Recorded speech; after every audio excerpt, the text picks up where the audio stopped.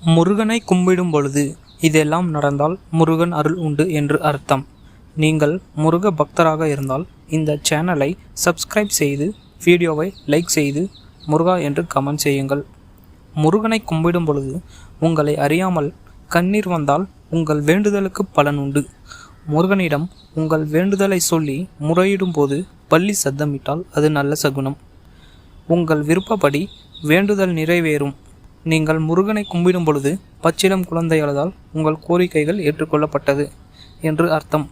இதை சிலர் தவறாக புரிந்து கொள்கிறார்கள். அது தவறு.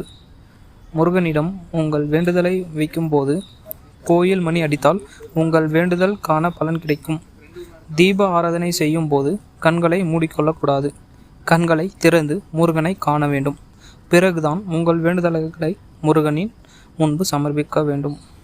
உங்களது வாழ்க்கையில் எந்த முன்னேற்றமும் வரவில்லை என்றாலும் உங்களது கஷ்ட காலத்திலிருந்து தப்பிக்க காலதோஷத்தை நீக்க 62 அடி நாகதசமி கோவிலில் இருக்கும் 12 கால பைரவர்களை ஒரு முறை சென்று வழிபட்டு வாருங்கள். அத்துடன் முடிந்தது. நன்றி, வணக்கம்.